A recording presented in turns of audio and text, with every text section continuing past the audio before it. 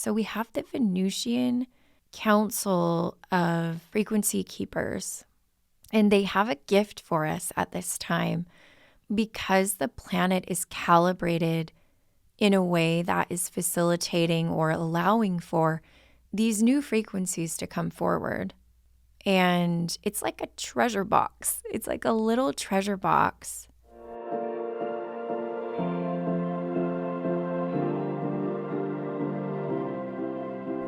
Greetings and welcome to another episode of Activations with JJ. And yes, I am admittedly jumping on the bandwagon to address the age of Aquarius. I am sure at this moment in time, if you hopped on to the internet or to YouTube or wherever you're listening, there are probably several pieces of content related to Pluto going into Aquarius. But I just felt drawn to bring in some channeled messages. That's actually what I feel coming forward today is several galactic councils and guides that would like to weigh in on this really special time of change. This is obviously not a time that we were unaware of. Many of us have been sensing it for a long period of years. We, of course, have the song, The Age of Aquarius, which everyone thinks of. And most of you know that I am by no means and by no stretch of the imagination an astrologer. However, if you are not all up on the astrology of what's going on right now, I thought what I would start with today is a simple recap in basic terminology around what Pluto entering Aquarius means for us. And then, as I mentioned, I was tuning in to my guides, my team, and I felt several different beings wanting to step forward. So it's going to be a plethora of frequencies and messages that come through after I give that brief explanation. I'm really excited, and I appreciate you being here to hold space, to bring your frequency and to weave with me, even though we're not doing it simultaneously. Technically, there's no such thing as time, so we are doing it all together at the same time in the void. All right, so I'm going to head right into this information for you around Pluto in Aquarius. And I will tell you, I'm referring to an article that I'll leave a link below so you can find out and read for yourself if you're a visual learner. But essentially what's happening is that Pluto is entering Aquarius for the first time in over 200 years. So the last time that this happened was in 1777 and 1778.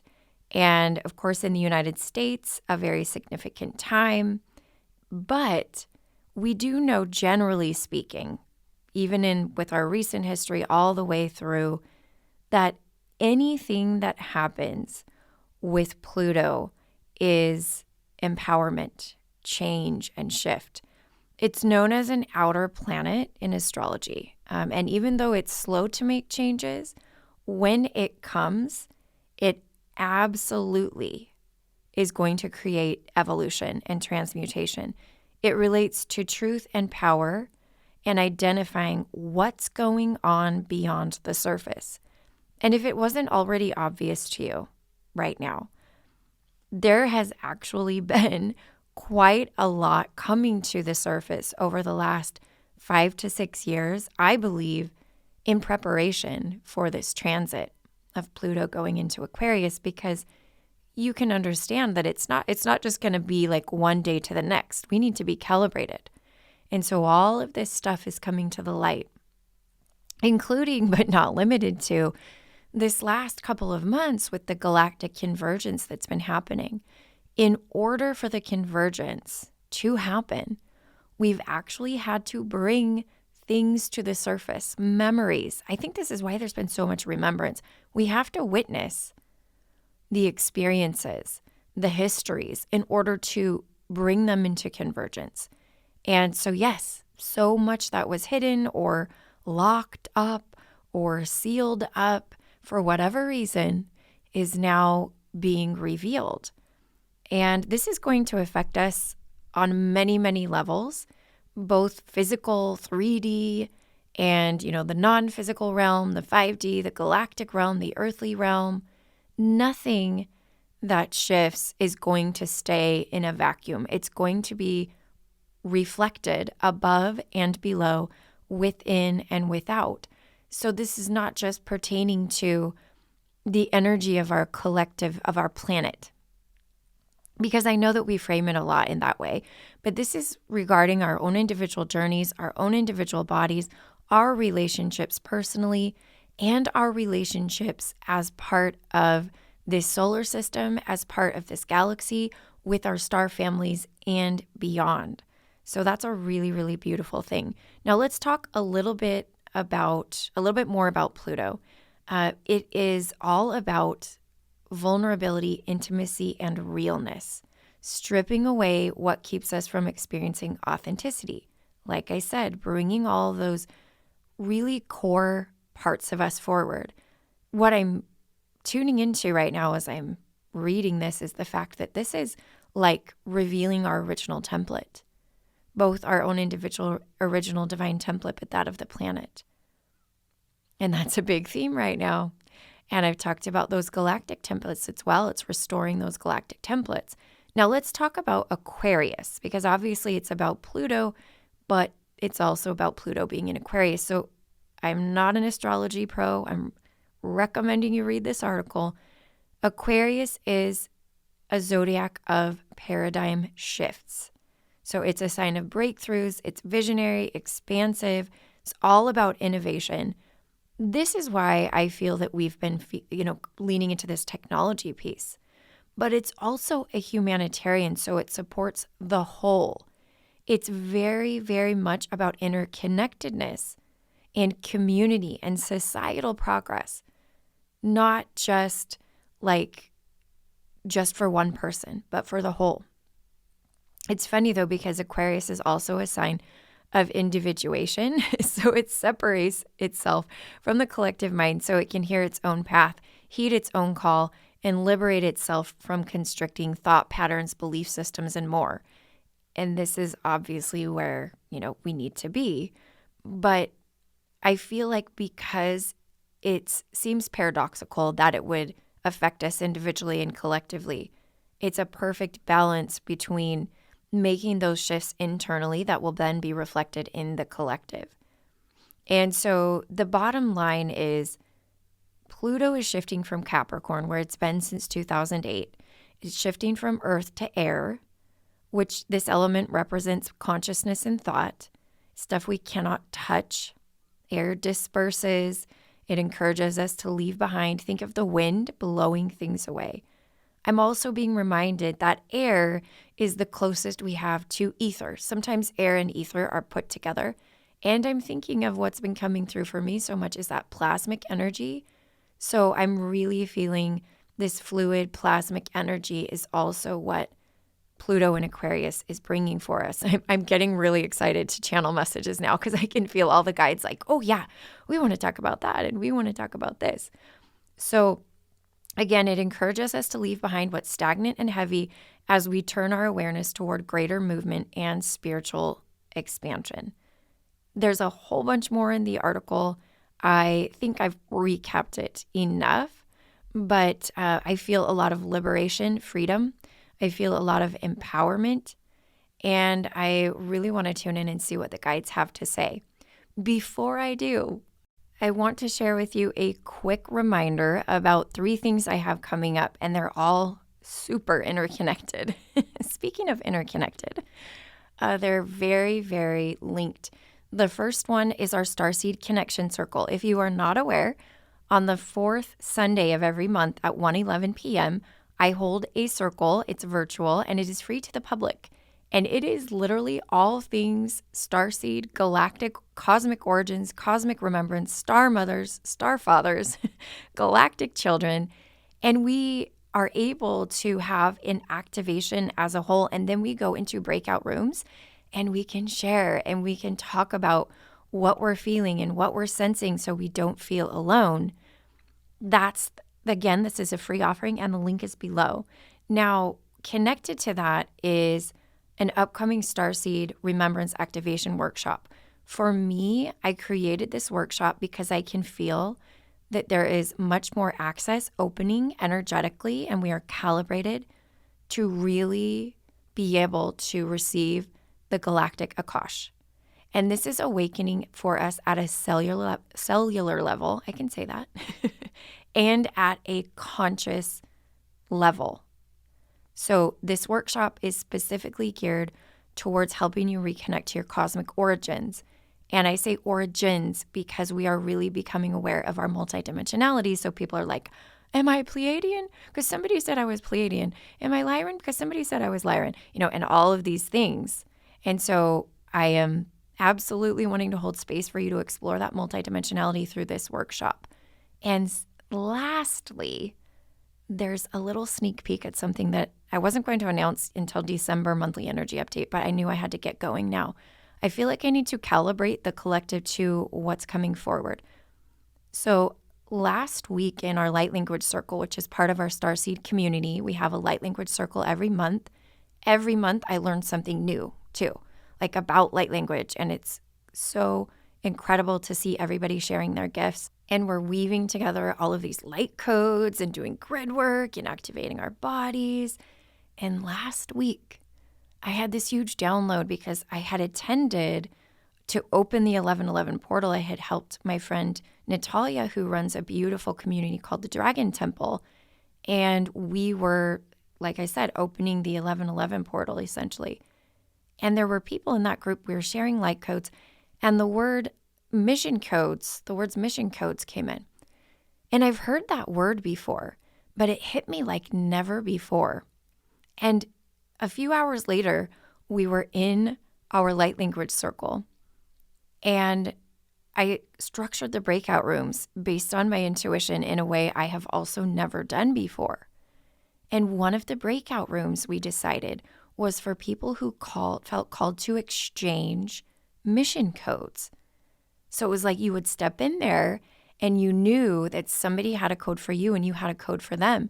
And I asked my guides, I said, but why? Like we're taught, be self-sufficient, be sovereign. You don't need anything from anybody else. And they're like, well, we needed a backup plan. We needed a backup plan. Yes, you have the codes inside of you, but we just wanted a fail safe. Like the veil is very, very thick sometimes for you guys when you embody on Earth. And so we needed you to have a buddy or two. And you guys planned this all ahead. And you're like, okay, when we get down there, just in case, I am going to give you some of my codes to reflect back to me. And then you can have, I'll take some of yours. And then if we ever forget, we can step into each other's space and we'll be there to share these mission codes. And so, wow, I was like, oh my goodness. So we had a breakout room that was mission codes. And I actually wasn't in that room. I was in a different breakout room, but everybody who was in there was like having emotional moments. And it was extremely powerful. So all of a sudden, my guides were like, remember those co-activation circles you were going to do? This is that. So the requirement for the co-activation circles is really that you need to speak light language. And this is why I've been offering so many light language courses. I've just figured it out, like live ones, because I'm really calibrating us to open this light language piece. It's necessary for the next phase. Like having our light language activated is a requirement. So, and I've been having people walk into one-on-one sessions. I'm like, oh, do you speak light language? No. And by the time they leave, the guides are just very anxious. They'll just have me start like repeating words and I'll say the words over and over in light language and I'll have the person repeat. And then all of a sudden, by the time we're going for a bit, I'll just like fade out and the person will just keep talking. So it's really accessible right now. Opening up that spoken light language is really accessible right now. So this is probably the longest commercial ever, but I feel like you're probably learning something that you can use later from all this. That is to say, I've created these very specific topics that is a pilot program for December on these mission code activation circles.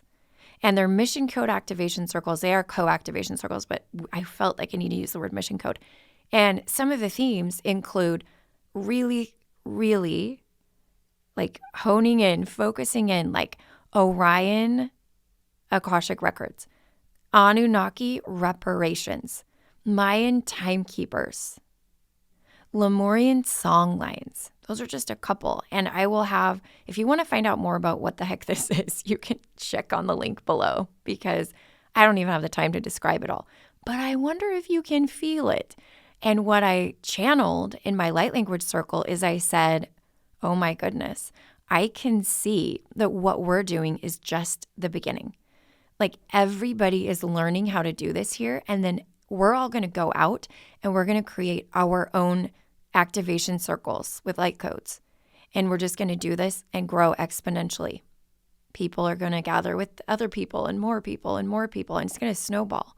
I saw this big, like fractalized collective space that is these co-activation circles, these mission code circles.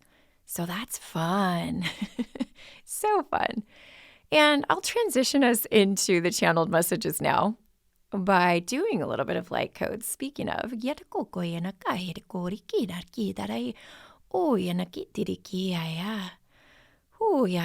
before I start, I'd like to do a little calibrating of the body. And a couple places I've been coming in are the base of the skull and the lower back.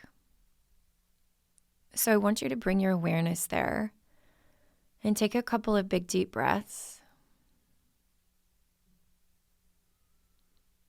I can definitely feel a lot of inner children here. Thank you, because it makes it easier. And the Pleiadians are stepping forward with a calibration for your nervous system, for your brain stem specifically.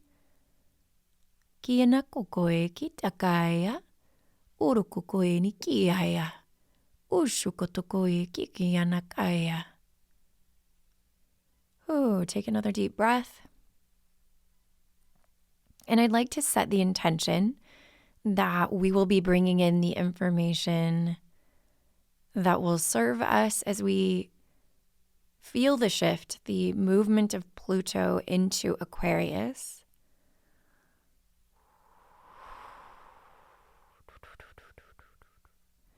And the first thing that's coming forward, because I am in a full flow state, is not what I was expecting, but I'm going to lean into it to see what comes in. Nibiru is coming in. And this energy of Nibiru is coming in as desiring to be witnessed so that a timeline can be closed. And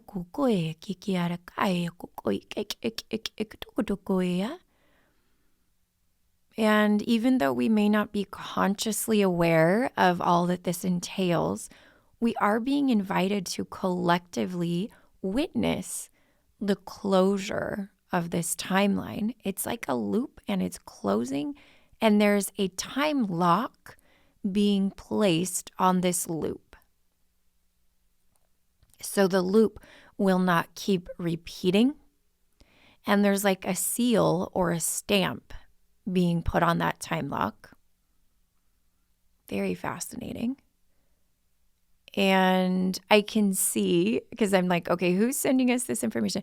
I can see a galactic council, planetary council. It's connected to our solar system. And the headquarters are in our sun. And this is a council of, they're telling me a council of planetary movement.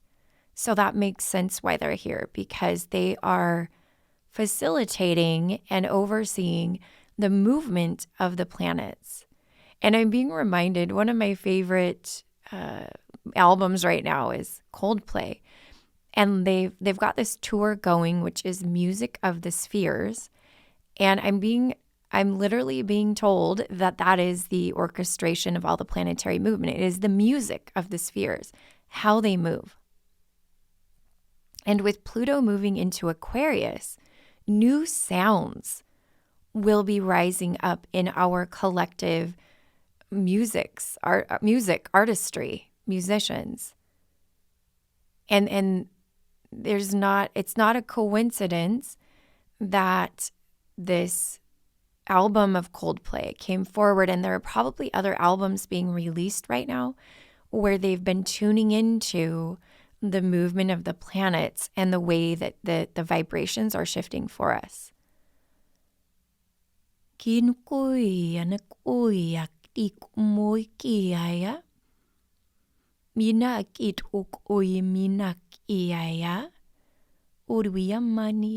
I'm feeling the moon. Moon beings, maybe? Moon beings. I'm also feeling a lot of Venusian energy. Just take a deep breath. We're holding a little tension in our body, so just take and relax. And take a big, deep inhale, and on your exhale, just allow yourself to just do an audible sigh. We'll be able to receive this information much more easily if our bodies are relaxed. So we have the Venusian Council of Frequency Keepers. And they have a gift for us at this time because the planet is calibrated in a way that is facilitating or allowing for these new frequencies to come forward. And it's like a treasure box. It's like a little treasure box. And they're gifting that to the planet, which I believe is related to what I said about new frequencies being woven into the fabric of the collective. And this will pave the way for new sounds. And I feel like a lot of ways that instruments will be used, sound healing techniques. Obviously, music production is a big one, what we can do digitally. And then the weaving together of organic sound coming from nature with the digitized music. And this is just reminding me of the new Coldplay album, because there are a few times where they're including like nature sounds. They're including what I feel is like a playground, children laughing. It reminds me of the Galactic children. So there's definitely a weaving together of those kinds of sounds. And what I'm hearing from the Venusians is combining the earth and the stars, harmonizing and reconnecting our consciousness. And they're reminding us of the rainbow ray energy, the 7 Kumaras. And I've been really feeling the rainbow dragons lately as well.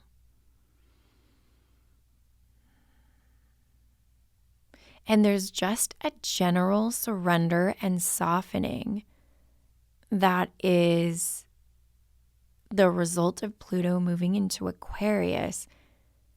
It's reminding me of what came forward in the channeled message for November about time being malleable and moldable in our hands. And I'm feeling that there's a sense of frequency being malleable, frequency and matter, the wave and the particle. And I'm just seeing our inner children begin to play with frequency in ways that we have not yet done, including but not limited to light language, spoken and movement, making music through instruments and our voice. And so I'd like to just set the intention to accept this gift from the Venusians with gratitude. Thank you. We accept, we receive. Thank you. This is like a congratulations, you made it through Pluto in Capricorn. You have arrived at this cycle, at this period. All right, I have another galactic council coming forward. This will be our final message for today. Dear ones, we come as the council of planetary movement located in your sun for your solar system. We are beings from many locations, many planes of existence, all with a common interest in your solar system as it co-creates in your galaxy and in your universe and in the greater multiverse. And there are some that may think our task mundane as we are dealing with a smaller facet of creation, but we find great pleasure in connecting with the human collective. For although they may be in size, in quantity smaller, they are bringing frequencies in ways unexpected to many who have studied the human collective throughout its time as part of creation.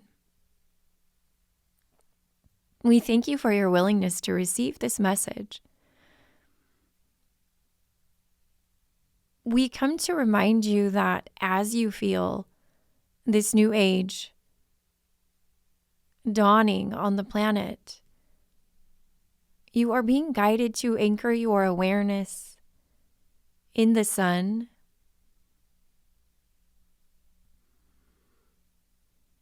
as well as in the inner sun of Gaia, the core.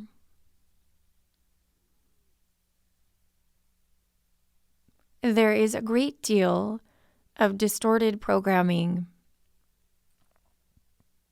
around the power and energy of the sun. Stories that have been told around what the sun is and the energy that it carries.